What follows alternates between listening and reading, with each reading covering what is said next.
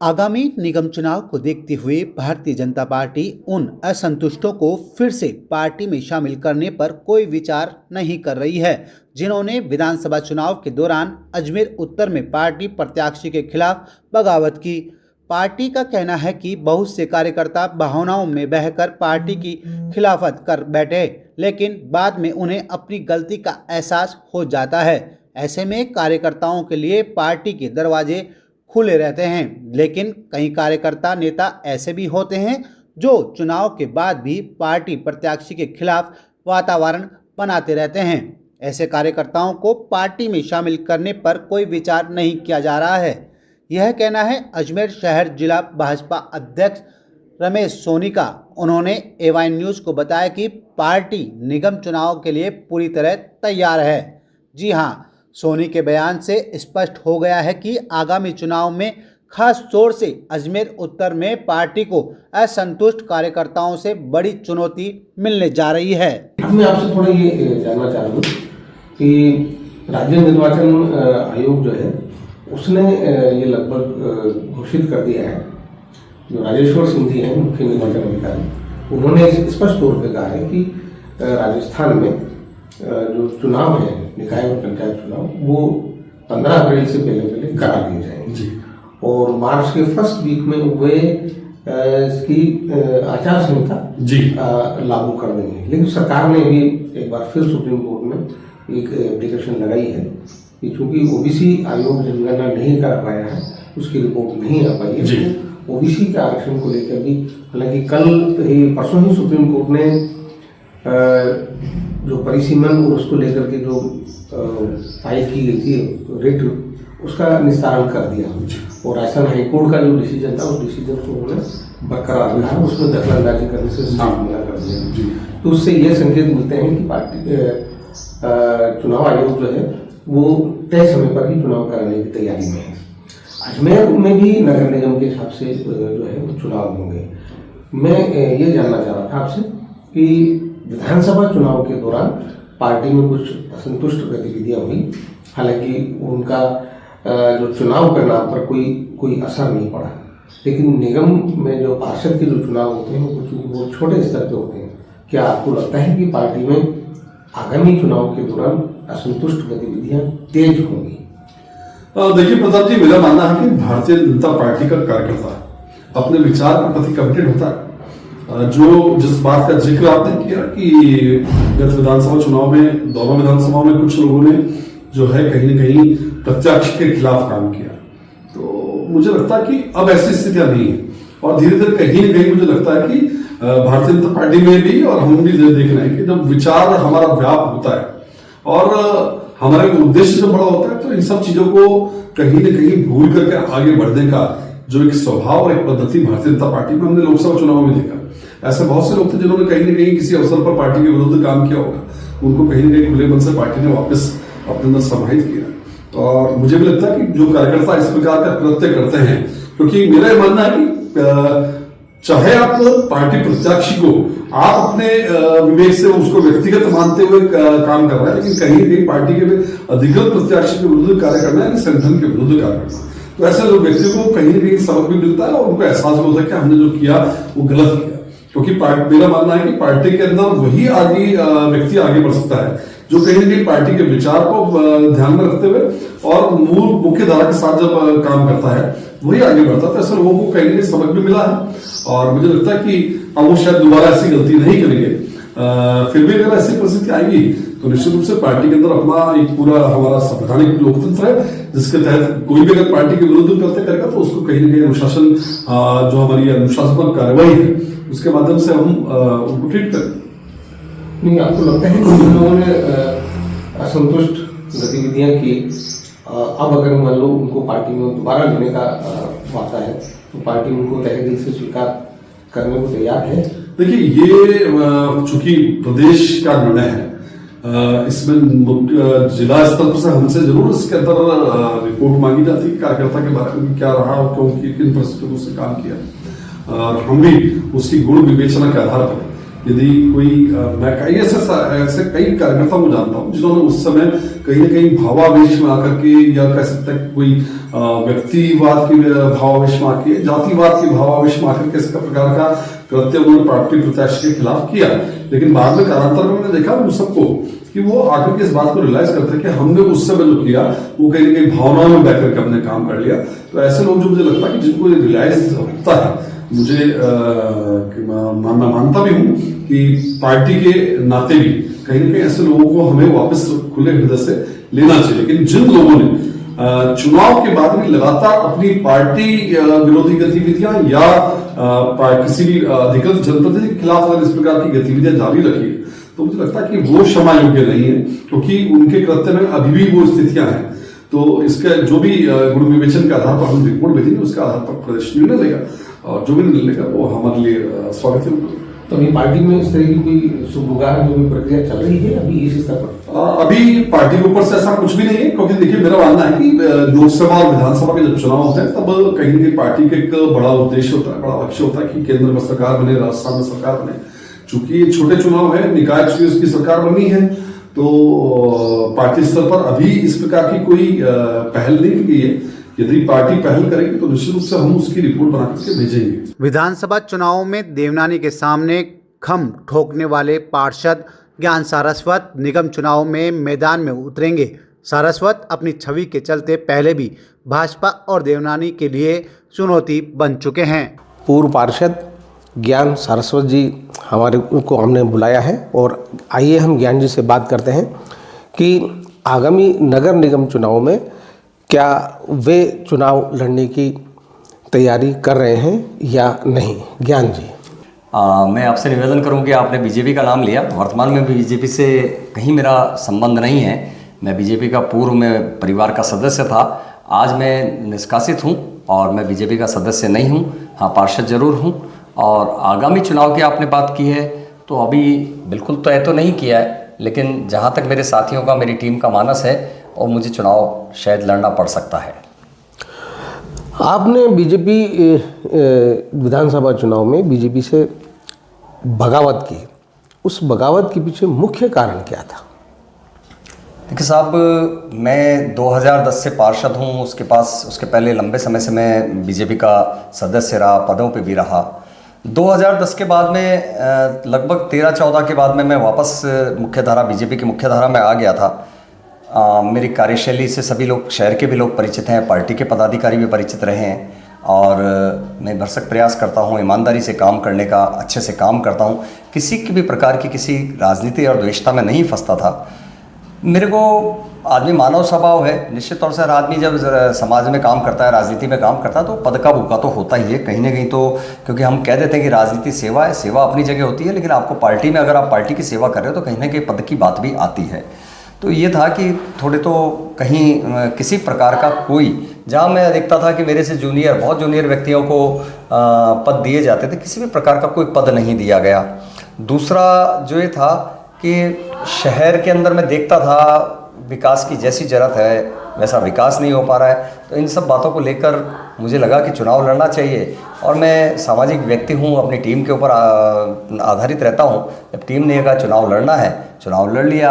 अपने लोगों ने कहा, अपने मतदाताओं ने कहा चुनाव लड़ना है, तो चुनाव लड़ लिया, और सम्मानजनक तरीके से पूरे प्रयास से चुनाव लड़ा। हार जीत अपनी जगह पे है, और चुनाव लड़ लिया मैंने वैसा। तो चुनाव के बाद आपको और आपकी टीम के जो लोग भी आपके साथ थे, क्या आपको कहीं लगा कि राजनीतिक द्वेष से कहीं कोई बड़े पैमाने पर कोई हैरेसमेंट की स्थिति हुई है? देखिए, नुकसान तो हुआ है, नुकसान तो मेरे साथियों का, मेरे लोगों का हुआ ही है, इसमें तो कोई दो राय नहीं है। लेकिन अब वो ठीक है, उसको आज ये कह के करता है कि भाई कमियां थी, कहीं ना कहीं कोई कमी थी उस काम में, कहीं ना कहीं लुकमाना था, इसलिए ईमानदारी से और पारदर्शिता से प्रशासन ने काम करते हुए और वो काम किए हैं, तो ठीक है, गलती हमारी थी, हमारे लोगों की गलती, जिनके कोई कमी रही होगी उनका काम किया है। कमियां उससे ज़्यादा भी शहर में लोगों के हैं, लेकिन काम हुए हैं, वो कोई गिला नहीं है। जो होना था वो हो गया, अब जो आगे है वो देखेंगे। नहीं तो ये जो क्रिया की प्रतिक्रिया होती है, आप तो जानते हैं कि अगर कोई क्रिया हुई है उसकी प्रतिक्रिया जरूर होती है। अच्छे से जानता हूँ। तो आपने क्रिया की, उसकी एक प्रतिक्रिया हो गई। अब उस प्रतिक्रिया की जवाबी प्रतिक्रिया की भी तैयारी इस चुनाव में दिखती है क्या कहीं आपको? देखिए भाई साहब, आप बहुत प्रबुद्ध हैं और आपने देखा होगा कि चुनाव के बाद कहीं भी किसी प्रकार की विरोधात्मक बातें या व्यक्तिगत बातें या किसी को नुकसान पहुंचाने की बातें मैंने नहीं की। राजनीति बिल्कुल पारदर्शिता और स्वच्छता से राजनीति में काम किया है और हाँ, प्रतिक्रिया तो नहीं, लेकिन अस्तित्व बचाने के लिए हर आदमी प्रयास करता है। जब शेर और हिरण में आपस में शिकार की वो जाता है, शेर हिरण की तरफ, तो हिरण दौड़ता ही है, जान बचाता ही, अपना अस्तित्व बचाता है, तो अस्तित्व के लिए तो लड़ना ही पड़ेगा। तो और भी कोई लगता है क्या आपको कि काफ़ी सारे जो लोग असंतुष्ट हैं वो इस चुनाव में बड़े पैमाने पर सिर उठाएंगे? मैं इस बारे में ये कहूँगा कि हर आदमी का अपना व्यक्तिगत सोच, व्यक्तिगत सामर्थ्य और व्यक्तिगत टीम के साथ की जानकारी और सारा कुछ व्यक्तिगत होता है। तो कोई विरोध करे नहीं करे वो उस व्यक्ति के ऊपर निर्भर है, उसकी क्षमता और उसकी सोच पर निर्भर है। और संतुष्ट से कई जने संतुष्ट हो जाते हैं कि मैं संतुष्ट हूँ, तो वो सब उनके ऊपर निर्भर है कि क्या करते हैं क्या नहीं करते हैं। टिकट वितरण से लेकर चुनाव जीतने तक की रणनीति बनाने में साथ रहे मजबूत सिपह सालार पूर्व मेयर धर्मेंद्र गहलोत को देवनानी ने विस चुनावों से पहले ही अपने से दूर कर दिया। यह दूरी अब एक गंभीर मतभेद में बदल चुकी है। पाठकों को याद होगा, हाल ही में गहलोत ने एक वीडियो जारी कर आधिकारिक रूप से घोषित कर दिया था कि देवनानी से उनके मतभेद किस हद तक पहुंच चुके हैं। माना जा रहा है कि निगम चुनाव में पर्दे के पीछे से गहलोत की रणनीति बड़े गुल खिलाएगी। नमस्कार। विगत कुछ दिनों से शहर में सोशल मीडिया के माध्यम से मेरे प्रति एक नकारात्मक संदेश प्रसारित और प्रचारित किया जा रहा है कि जो देवनानी जी हैं, उनकी श्रीमती जी के देहावसान के शोक संवेदना व्यक्त करने में न शमशान घाट पे गया और न ही उठावने में उपस्थित हुआ।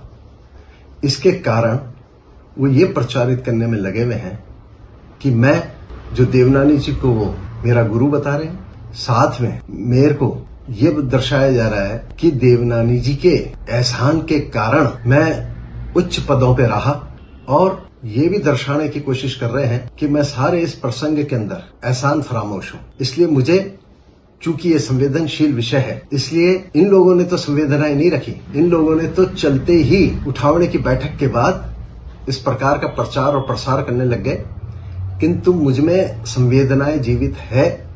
इसलिए मैं ये पोस्ट 12वां आज कंप्लीट हो गया है, इसके बाद मैं ये आप सब लोगों के समक्ष दे रहा हूं। जहां पहला तर्क है कि देवनानी मेरे गुरु हैं, ये बिल्कुल गलत है। वासुदेव देवनानी मेरे कोई गुरु नहीं है। मेरे गुरु, राजनीतिक गुरु वीर कुमार जी स्वर्गीय रहे, और जो धार्मिक गुरु है वो माननीय चंपालाल जी महाराज साहब। मैं 90 से, इससे पहले विद्यार्थी परिषद में था, प्रदेश सह मंत्री रहा, कॉलेज का लॉ प्रेसिडेंट रहा, और विद्यार्थी जगह से काम करते करते जब मैं राजनीति में आया तो ओबीसी प्रकोष्ठ का प्रदेश महामंत्री रहा, युवा मोर्चा का प्रदेश उपाध्यक्ष रहा, और सन 2000 में ही यहाँ पर नगर निगम का जब माननीय अनीता जी सभापति बनी, इस समय 2000 से 2005 तक मैं उपसभापति के रूप में निर्वाचित हुआ।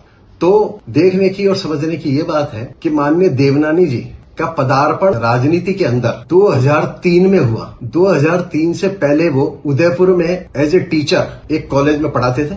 यहाँ पर कार्यकर्ताओं से मिलाने वाला मैं, गली मोहल्ले का परिचय कराने वाला मैं, शहर के अंदर जाकर लोगों से मिलाने का काम मैंने किया। और निश्चित रूप से मैं अपने आप को अकेले को श्रेय नहीं दे सकता, इसमें संपूर्ण संगठन भी लगा और भी कार्यकर्ता लगे। किंतु कहने का तात्पर्य यह है कि जब पहली बार आए थे 2003 में, तो मैं तो 2000 में उपसभापति था। तो जो पहले उपसभापति रहा हो, प्रदेश का पदाधिकारी रहा हो, इसके राजनीतिक गुरु कैसे हो सकते हैं? जिसने इनको घूमना सिखाया, जिसने इनको गलियां बताई, जिसने इनको कार्यकर्ताओं से मिलाया। तो आप ही खुद ही आकलन करो कि गुरु कौन है। गुरु वो है कि गुरु मैं हूं।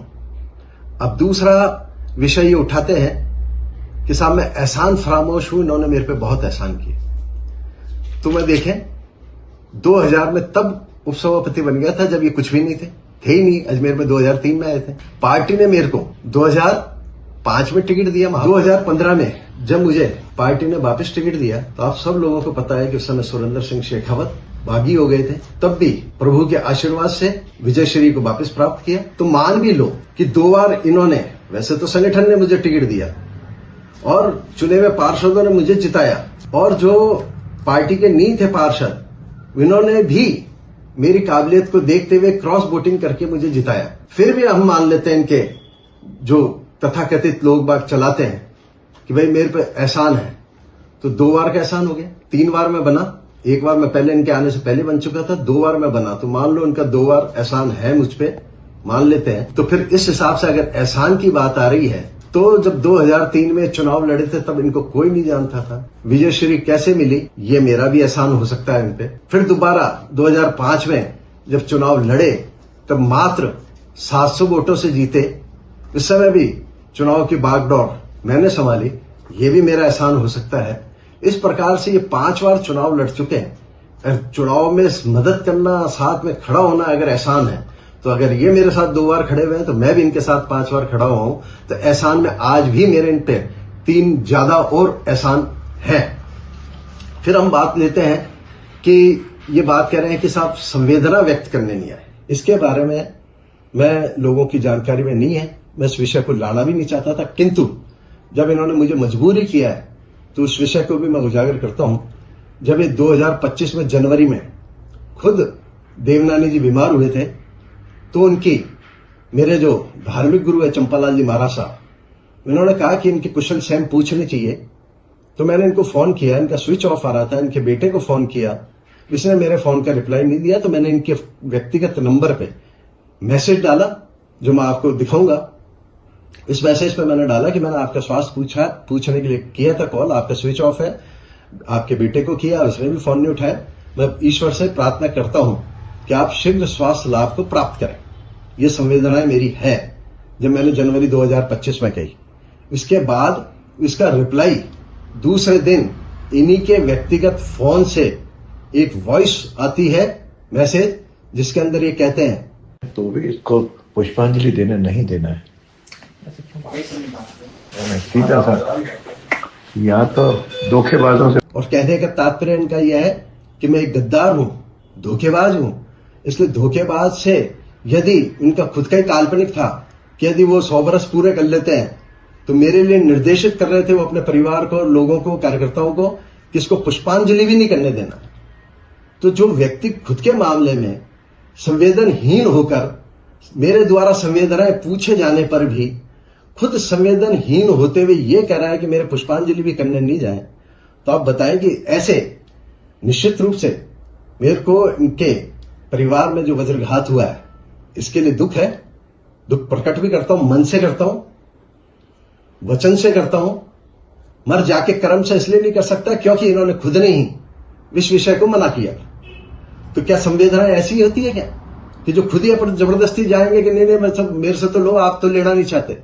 इसलिए जो आज ये घमंड के ऊपर पहुंच गए, समय आता है, समय जाता है।